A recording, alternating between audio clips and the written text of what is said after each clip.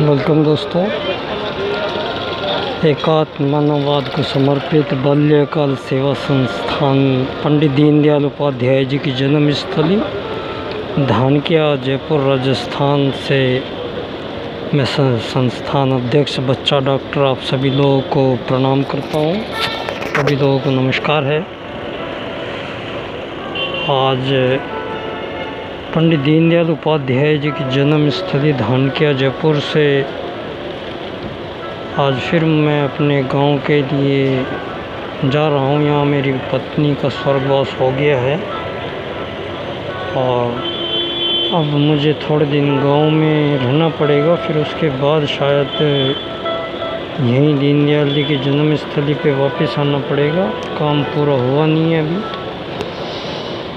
तो दोस्तों, एकात्म मानववाद, अर्थायाम आधारित राजनीति और अंत्योदय मंत्र का समन्वय, ये पंडित दीनदयाल उपाध्याय जी के राजनीतिक चिंतन मंत्र एकात्म मानववाद को मैं प्रस्तुत करता हूँ। दोस्तों, पिछले 22 साल से मुझे सौभाग्य मिला कि मुझे आदरणीय दीनदयाल जी की जन्मस्थली पे मुझे रहने का मौका मिला।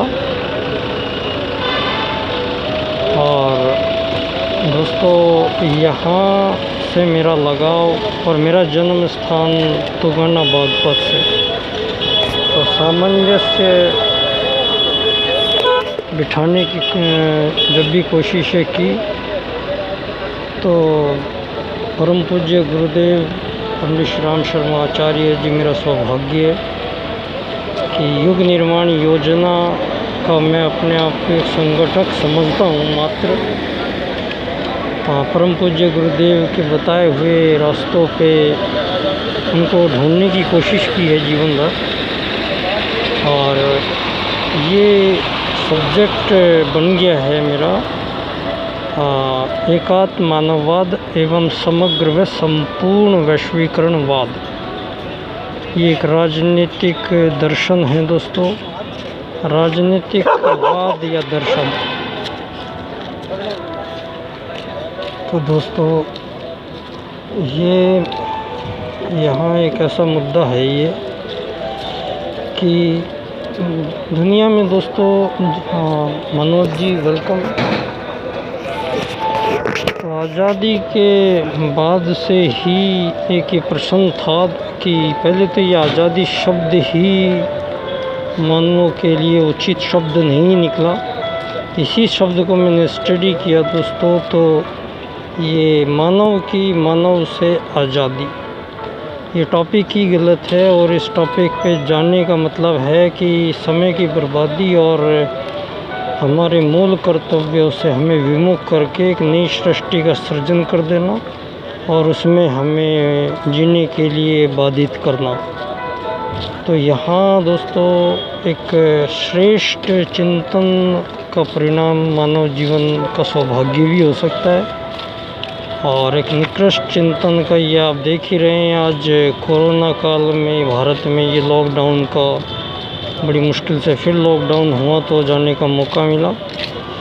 और कई दिनों से घर पे ये लॉकडाउन में पता लगा कि मानव ये समूह के एक तरीके से हत्या हुई है। ये लोगों के मौलिक अधिकारों से उनकी हत्या हुई है ये।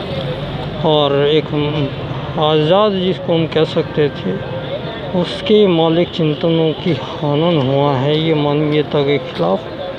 तो ये एक तरीके का विश्व युद्ध है दोस्तों। तो हमें आज इस विशेष अवसर पर कुछ बात करने का मन यही था कि मन में आया कि अब बहुत बार दिल्ली से यहाँ से जाना हुआ, दिल्ली जाना हुआ, गांव गया। बचपन से ये रूट जो है ये मेरे लिए बड़ा एक कॉमन सा रूट हो गया था। लेकिन इन रूट के बीच में मेरी ज़िंदगी का जवान से और अब 49 ईयर्स ये चल रहे हैं मेरे। तो इसकी एक पूरी यात्रा इन स्टेशन से होके गुजरती है और पंडित दीनदयाल जी की जन्मस्थली पर ठहरती है।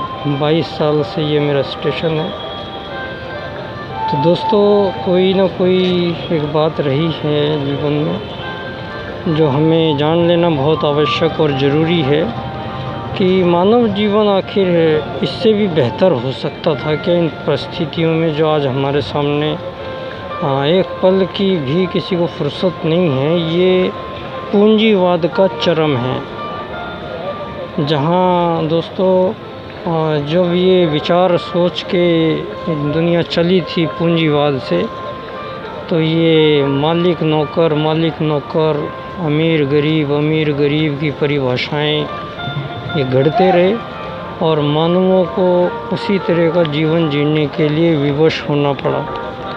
जैसा हमारे सामने जो भी सिलेबस हमें लाइफ का दे दिया गया था, वही सिलेबस हम पढ़ते चले गए और जीवन ऐसा हो गया है कि आज मानवीय संवेदनाएं, करुणाएं, ये सब सामूहिकताएं, प्रेम, सौहार्द, सामंजस्यता, ये सब ख़त्म होता दिखाई देता है दुनिया में। ये गुण जैसे रह ही नहीं गए आज के मानव के लिए।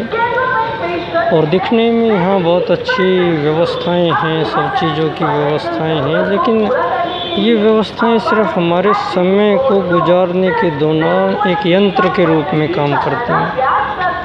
बाकी ज़िंदगी तो वही मिली है, उस ज़िंदगी का हम चाहे उससे श्रेष्ठ काम करें या हमें नौकरी पाने ढूंढने के लिए जीवन में कल शिक्षा पद्धति से मिला, तो यहाँ ये स्थितियाँ बननी स्वाभाविक थी दोस्तों।